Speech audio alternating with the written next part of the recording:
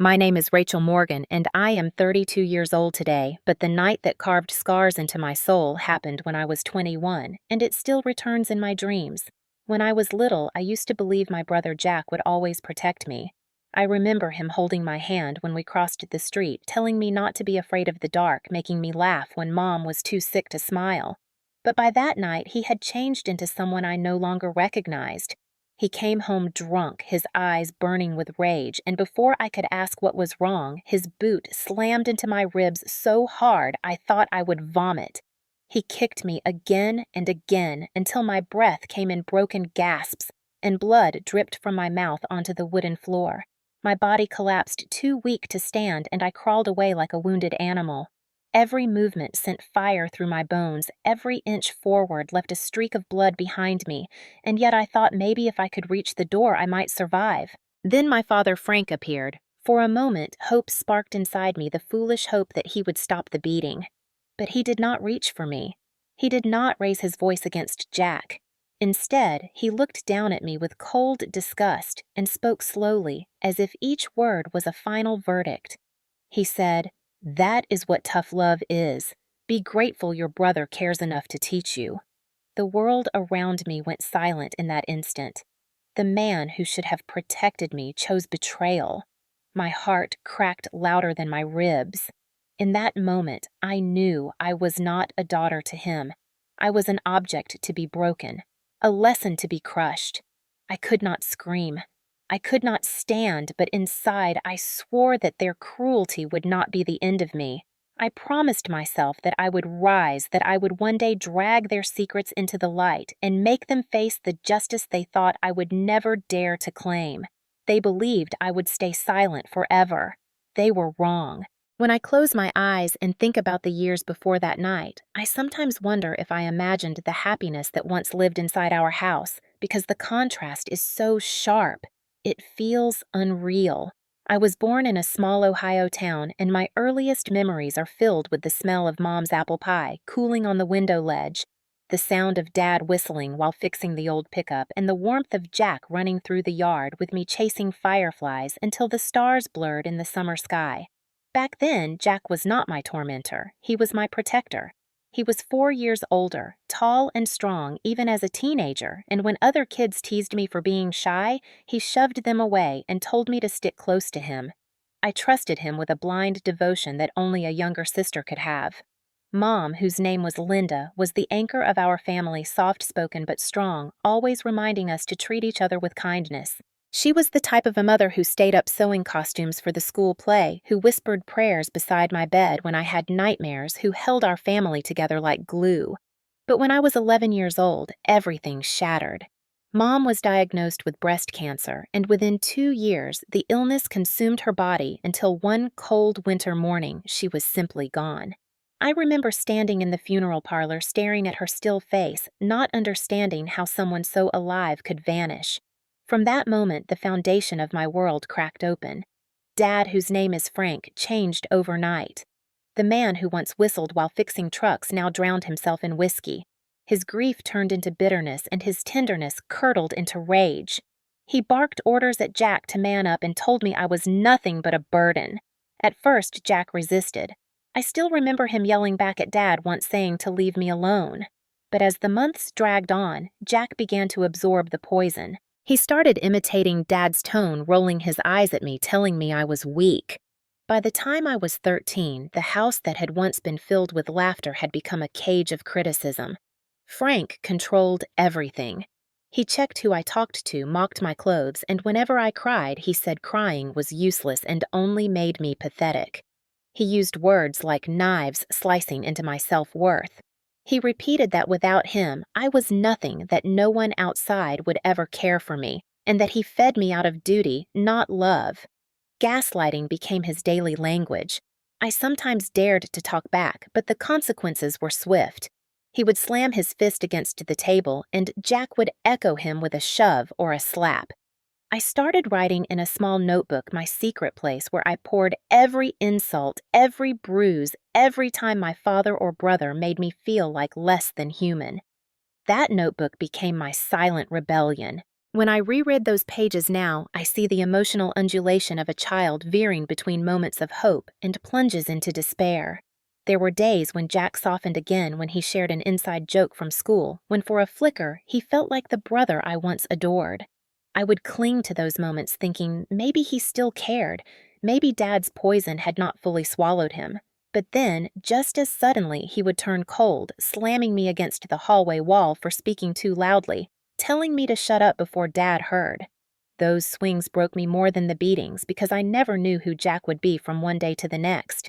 In high school, I buried myself in books because books were the only place where fathers apologized, brothers protected, and mothers lived long enough to see their children grow. I studied until midnight with a flashlight under the covers, imagining a future where I escaped to college where I became someone free. Frank noticed my hunger for independence and used it against me. He sneered that no college would want me, that I was too stupid and too poor, that if I ever tried to leave, I would come crawling back, begging for scraps. Sometimes I almost believed him, because when you hear something every day, it burrows into your bones. Still, I kept hiding my report cards and saving coins from part-time babysitting jobs, tiny acts of defiance. By the time I was 17, Jack had fully stepped into Dad's role as enforcer. He checked my phone, read my texts, and accused me of dishonoring the family if I even smiled at a boy. He hit harder now, not just slaps, but fists, sometimes leaving bruises I covered with makeup. I thought about telling a teacher, but fear kept me silent. Dad always said no one would believe me, and maybe he was right. On Sundays at church, he smiled and shook hands, and everyone told me how lucky I was to have a father who worked so hard and a brother who watched over me. The mask they wore in public made me feel even more invisible. I grew older, but the cage grew tighter. I remember one spring afternoon when Jack found the notebook where I had written everything. He ripped it in half and said if I ever wrote such lies again, he would make sure I regretted it. I cried that night, feeling as though my only lifeline had been stolen. But even in despair, I whispered to myself that one day I would get out. One day I would write the truth again, and no one would be able to tear it away. That was my promise, fragile but unbroken. The flashback of my childhood is not just memory. It is the blueprint of how cruelty is built step by step. A loving mother dies, a father collapses into rage. A brother absorbs the darkness, and a young girl learns to survive in silence. That silence was the soil where fear grew, but also where defiance sprouted in secret. And though I did not know it then, every word in that torn notebook, every bruise I covered, every insult I swallowed was preparing me for the moment when I would finally fight back. As I grew older, the walls of my home did not just contain me, they pressed in on me, suffocating me until I could hardly tell where their voices ended and my thoughts began. By the time I was 18, the gaslighting had become a daily ritual. Frank would sit at the head of the table with a glass of whiskey and lecture me about how worthless I was. He would say, "You should be grateful that we feed you. You will never survive out there, and if you think anyone will love you after what you are more foolish than I thought." Jack, who had once been the boy who held my hand across the street, had turned into his echo. He would repeat the insults laugh when Dad mocked me, and then enforce the lesson with his fists if I dared to push back. There were times when I almost convinced myself they were right. The repetition of cruelty works like brainwashing. After every slap, every shove, every cruel word, I would lie in my bed and whisper, "Maybe it is me. Maybe I am the problem. Maybe if I were smarter or prettier or quieter, they would not hate me so much." But then other times, a flicker of rebellion would spark, and I would dream of leaving. That spark became my secret weapon. I started to hide pieces of myself from them. When I worked part-time at the grocery store, I saved a few dollars each week folding the bills into the lining of an old shoe hidden under my bed. I told myself it was my escape fund, even though I knew it would take years. I kept reading and studying, even when Frank sneered and told me no one cares about books. At school, I found a teacher who noticed my bruises. Her name was Mrs. Carter, and one day she asked if I was okay. Fear froze my tongue, but that night I wrote her name into my notebook, another secret ally, even if only in my imagination. The abuse at home escalated in ways that went beyond bruises. Frank controlled every decision. He demanded to know who I spoke with, forbade me from attending school dances, mocked me if I wanted new clothes, and punished me for having opinions. Jack grew harsher. When he saw me laugh with a friend at school, he slammed me against the wall later and hissed, "You are embarrassing us." Sometimes I thought he hit me harder than Frank did because he wanted to prove himself worthy of Dad's approval. The house became a theater of contradictions. In public, Frank shook hands at church and called me his princess, while in private he spat that I was trash. That duality made me question my sanity. How could both realities exist at once? Gaslighting blurred the line until I wondered if anyone would ever believe me. The emotional undulation of my life was relentless. One day, Jack would shove me so hard I hit the floor, and the next, he would toss me a candy bar like we were children again. That whiplash made me cling to hope that he still loved me, even as he destroyed me. It was like drowning and reaching for the very hand that held me underwater. My only escape was in dreams. I dreamed of a dorm room filled with books and light, of walking across a campus where no one knew my scars. I dreamed of a future where I was not defined by their cruelty. To feed that dream, I became careful. I copied homework, quietly avoided arguments, and tried to shrink myself small enough to avoid notice. Yet no matter how careful I was, the violence always found me. The escalation reached a new level when I was 19. Jack began using his strength to humiliate me in ways that cut deeper than bruises. He would grab my phone scroll through my messages and accuse me of being a liar. He broke the only necklace Mom had given me, snapping it in half during an argument, and when I cried, he said, "Crying is pathetic. You look like a dog begging." Frank applauded his behavior, calling it discipline. I felt trapped inside a cycle where my existence was defined by their anger, and yet somewhere inside, a plan was forming. I started to document everything in my second notebook. I wrote down dates, times, words, and even drew sketches of bruises. I did not know what I would do with it, but writing made me feel less invisible. The escalation was not only physical, but psychological. Frank would sit me down and say, "If you ever try to leave, we will find you." He told me the world was dangerous, that predators would hurt me worse than they ever could, that I should thank him for preparing me. His gaslighting twisted cruelty into supposed care, making me question whether my desire for freedom was selfish. There were days when I almost surrendered, thinking maybe I should accept my fate, marry someone Dad chose, and never dream again. But then I would look at the torn notebook pages at the secret dollars hidden away, and I would feel a surge of determination. I began testing small acts of defiance. I stayed later at the library under the excuse of studying. I talked quietly to a girl in my class named Laura about applying for college. I even allowed myself to imagine telling someone the truth. These small rebellions kept me alive. The escalation of abuse had one effect they did not expect. Instead of killing my spirit entirely, it sharpened my focus. I watched them closely. I learned when Frank was most drunk, when Jack's anger boiled highest, and I began to plan how I could survive their storms. I became strategic like a prisoner, studying guards, knowing that one day I would need that knowledge to escape. Still, the price was high. My body carried bruises like hidden tattoos, my ribs ached, my confidence crumbled, but under the weight of their control, I built a hidden layer of steel. It was not visible yet, but it was there. Looking back now, I can see how every insult, every slap, every night spent crying into my pillow pushed me closer to the edge. They thought they were breaking me. In reality, they were forging me. I did not know it yet, but the night of ultimate violence was coming, and when it arrived, the years of escalation would explode into a single moment that would change everything. The night that would mark the breaking point began, like so many others deceptively ordinary, with the sound of Frank's television humming in the living room and Jack stomping through the hallway in a foul mood. I had just finished a late shift at the diner where I worked part-time and walked home with the smell of grease and coffee still clinging to my clothes.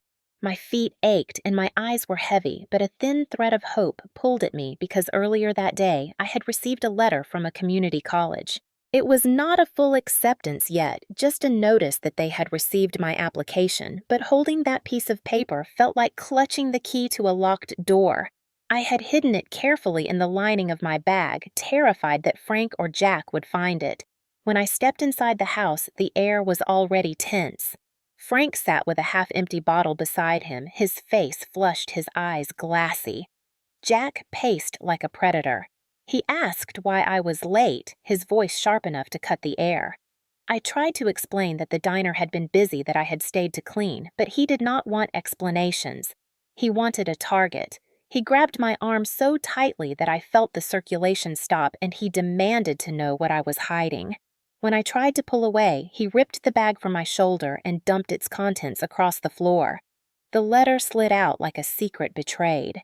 His eyes narrowed as he picked it up, and I felt my blood turn cold. He read the words slowly, his lip curling into a snarl. "You think you are leaving us," he said. "You think you are better than us." Before I could answer, his fist came crashing into my face, splitting my lip open. The pain was sharp and immediate, but what terrified me more was the look in his eyes, wild and unhinged, as though he would not stop until I was erased. He kicked me in the stomach, the impact forcing the air from my lungs. I doubled over, gasping, but he did not relent.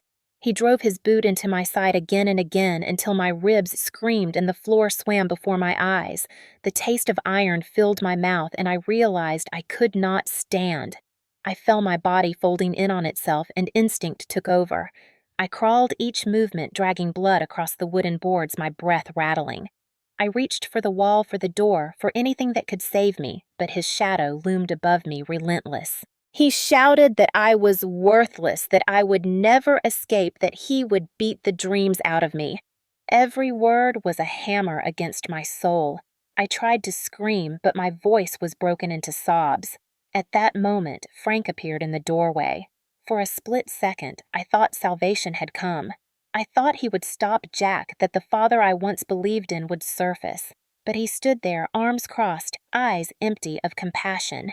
He watched his daughter bleeding on the floor and chose not to intervene. Instead, he let the silence stretch until it felt like the room itself was holding its breath, and then he spoke. His voice was slow, deliberate, as if he wanted every syllable to brand itself into me. "That is what tough love is. Be grateful your brother cares enough to teach you." Those words froze me more than the blows. They were the confirmation that I had no protector, that the man who should have shielded me had become my executioner in spirit. Time seemed to stop. The sound of Jack's breathing, the throbbing in my ribs, the cold wood under my palms, all of it sharpened into a single realization. I was utterly alone in that house. The betrayal cracked something deep inside me, but in that crack, something else ignited. A flame of rage, a refusal to die in their cage, a voice inside whispering, "Not like this."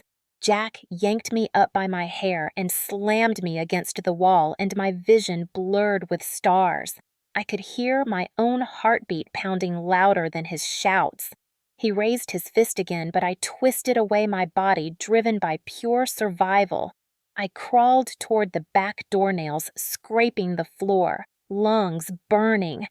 Every inch felt like a mile, every movement a war. He grabbed my leg, pulling me back, and I kicked with what little strength I had.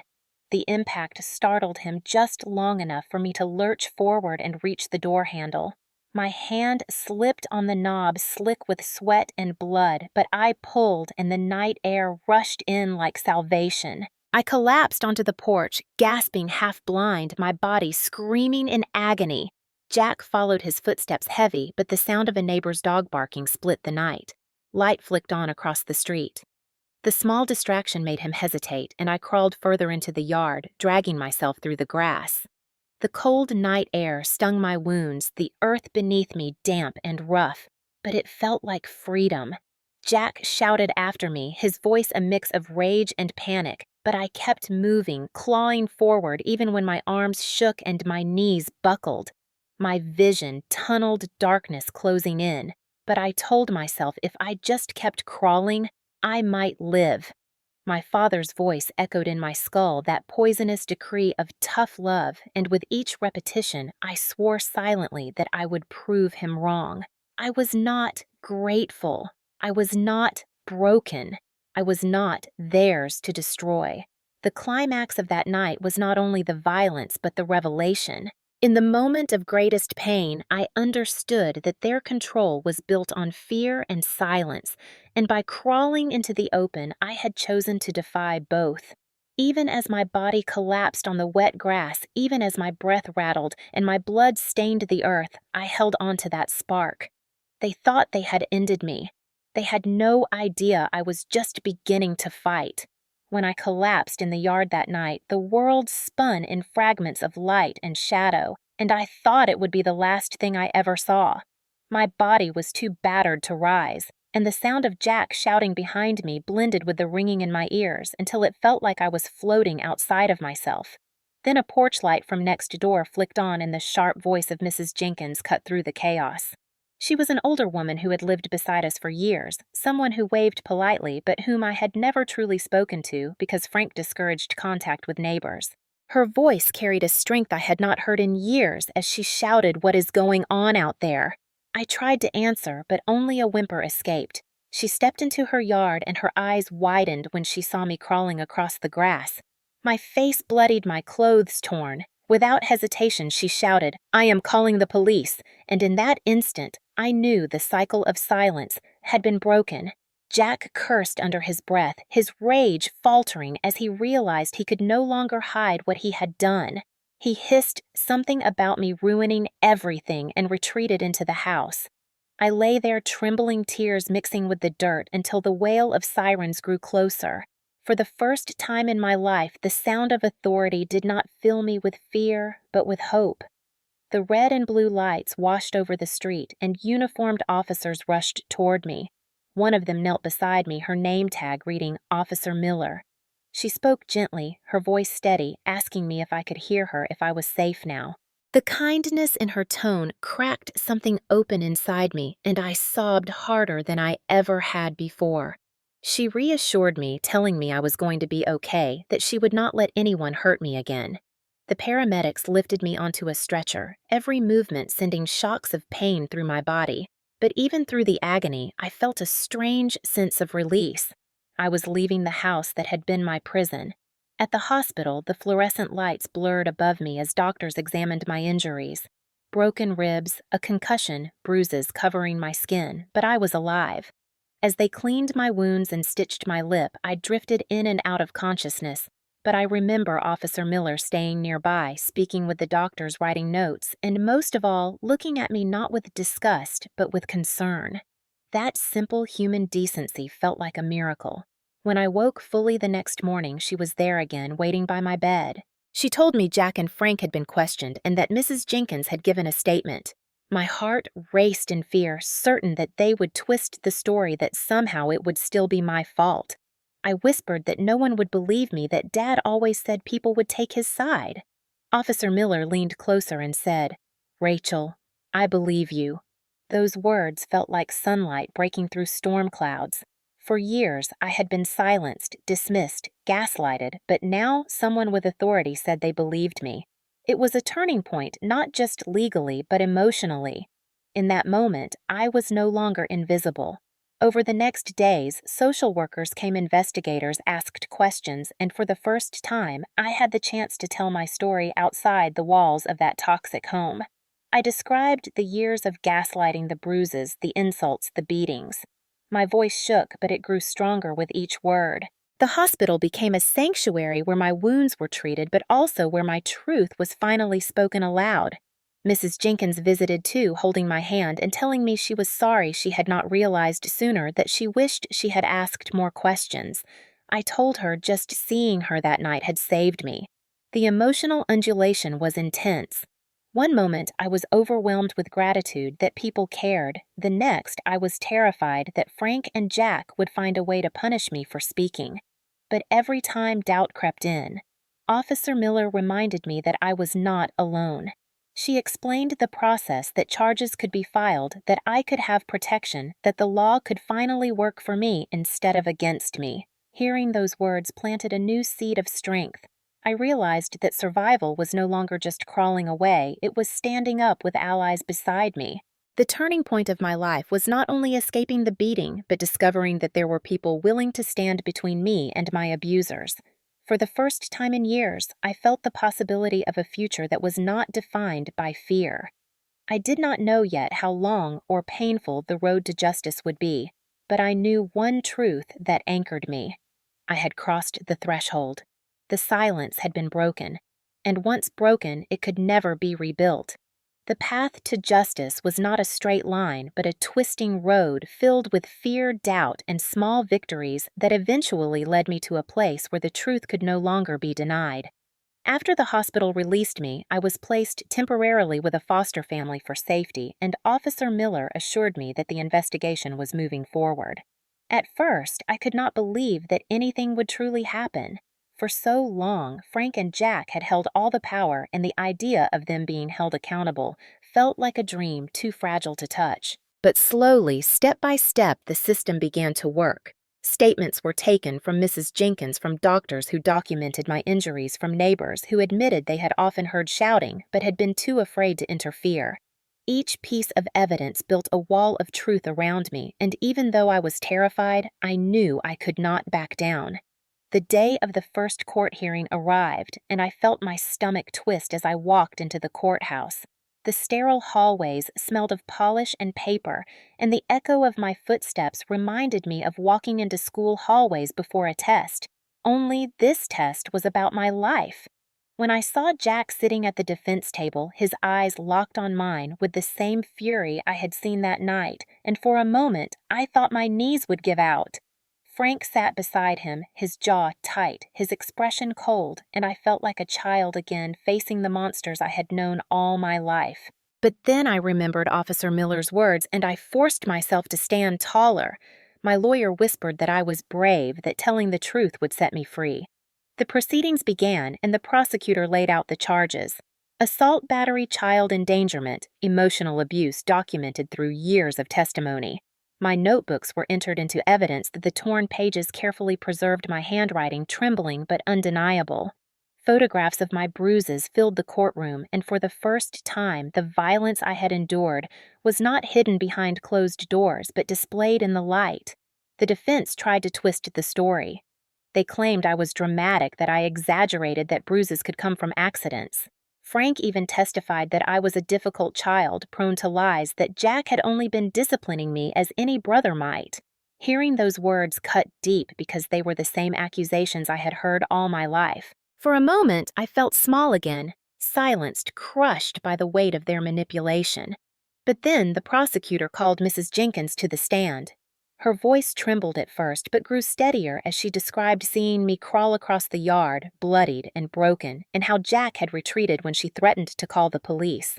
Her account dismantled their lies. Next came the doctors who had treated me, explaining the severity of my injuries consistent with prolonged abuse.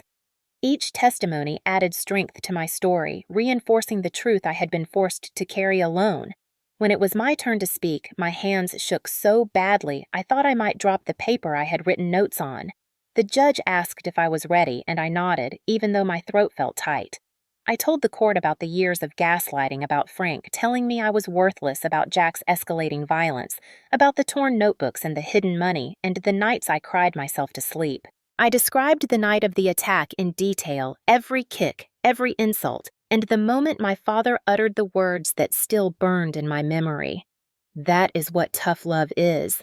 Be grateful your brother cares enough to teach you." The courtroom was silent as I repeated those words, and for once I felt their weight shift from crushing me to condemning him. Tears blurred my vision, but I kept speaking because I knew if I stopped, I might never find the courage again. When I finally sat down, my body trembled, but inside I felt a release I had never known. I had spoken my truth, and they could not take it back. The trial stretched on for days, each side presenting arguments, but the evidence was undeniable. When the verdict was finally read, I held my breath. Jack was found guilty of felony assault and sentenced to 8 years in prison. Frank was convicted of child endangerment and placed on probation, stripped of guardianship rights, and ordered to mandatory counseling. The moment those sentences were spoken, a wave of relief crashed over me. I wept openly in the courtroom, not because the pain had vanished, but because justice had finally been acknowledged. For the first time, the people who had tormented me were not untouchable. They were accountable. The emotional undulation was overwhelming. Part of me felt vindicated, another part still scared, worried about what would happen when Jack served his time, whether Frank would ever change. But deeper than the fear was a steady flame of triumph. I had faced them, told the truth, and the world had believed me. Walking out of that courthouse into the sunlight, I felt lighter than I had in years.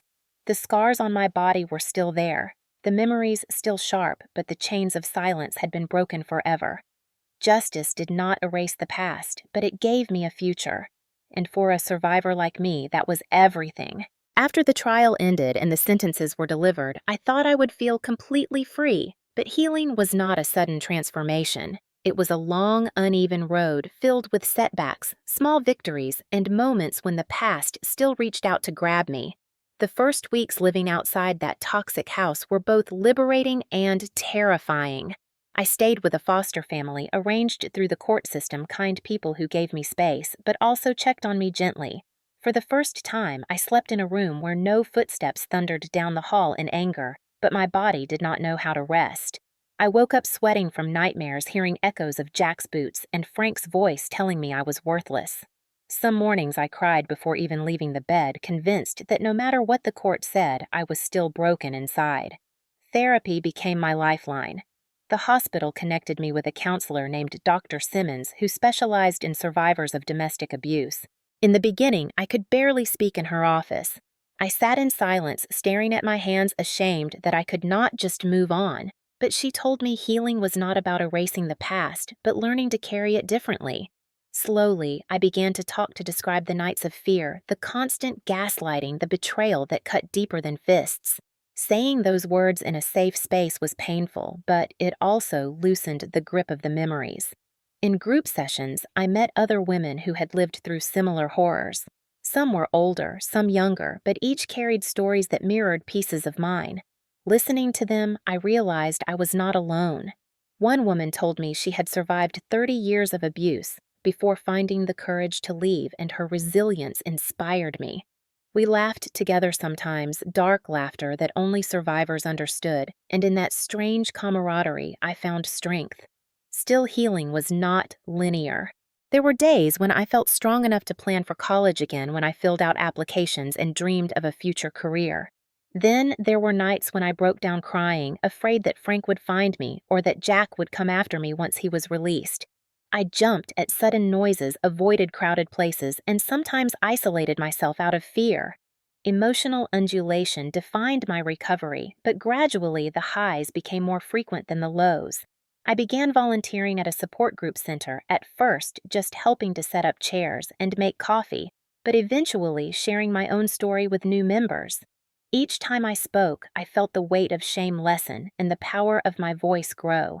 Telling others you are not alone became my mantra. I also reconnected with pieces of my old self that had been buried under fear. I started painting again, something I had loved as a child when Mom was alive. Putting colors on canvas felt like reclaiming joy, like reminding myself that beauty still existed even after darkness. I painted sunsets, wildflowers, and sometimes abstract storms that mirrored the chaos inside me, and each brushstroke felt like healing. Education was another part of rebuilding. The community college that had once only received my application now welcomed me as a student. Walking onto campus for the first time, clutching my books, I felt nervous, but proud. No one there knew me as the girl from the broken house. I was just Rachel, a student, a survivor rebuilding her life. Classes challenged me. Professors encouraged me, and slowly, my identity expanded beyond victim. Yet even as I grew, the past never vanished entirely. Anniversaries of that night triggered waves of panic. Hearing someone raise their voice too sharply sent me spiraling, but therapy gave me tools to cope. Breathing exercises, grounding techniques, and the reminder that I was safe now helped me ride out the storms. Healing was not the absence of pain, but the presence of resilience. Over time, I built connections that nurtured me. Mrs. Jenkins remained a friend, visiting, often bringing cookies, like a grandmother figure I had never truly had. Officer Miller checked in occasionally, proud of the progress I was making, reminding me that the law had been on my side and always would be if I needed it. These relationships reminded me that not all authority figures betrayed trust, that kindness could come from unexpected places. Perhaps the most powerful shift was when I began mentoring younger girls at the support center. Listening to their fears, holding their hands as they cried, telling them that survival was possible, gave my suffering meaning. I realized that the best revenge against my abusers was not hate, but living a full life using my story to help others. That realization did not erase my scars, but it transformed them into symbols of survival. Healing became my rebellion.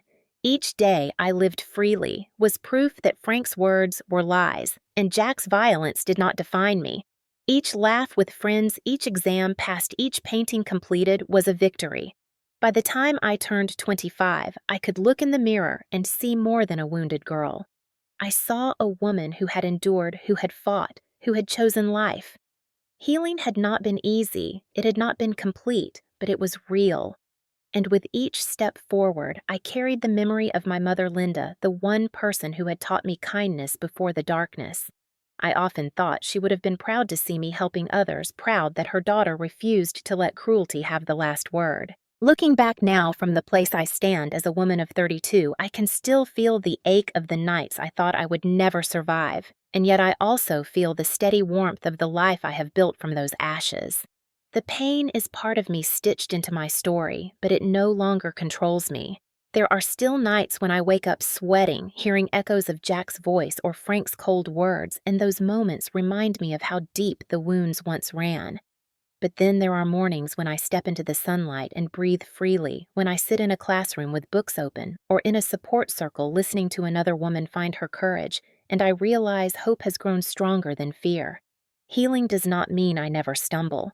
There are times when grief for my lost childhood resurfaces, when I feel anger at the years stolen, and in those moments I let myself cry, because tears now are not weakness but release. Each relapse into sadness is followed by a rebuilding of strength. I have learned that resilience is not about never falling, it is about rising again each time the past tries to pull me under. My journey has taken me from crawling across a blood-stained floor to standing before groups of survivors and telling them that freedom is possible. I am living proof that even the deepest betrayal can be met with defiance and transformation. To anyone who is listening and feels trapped inside a home that has become a prison, I want you to know you are not alone. The voices that tell you that you are worthless are lying. The fists that try to silence you do not own your future. If you are watching this, take my story as a sign that survival is within reach. Speak to someone you trust, call for help, write your truth, even if only on scraps of paper, and believe that justice can be found. I once thought I would die in silence, but now I live with purpose. If my story has touched you, share it, so others may find courage. Leave a comment to let others know they are not alone, and subscribe so together we can keep spreading the message that no one deserves abuse and that every life is worthy of love and safety.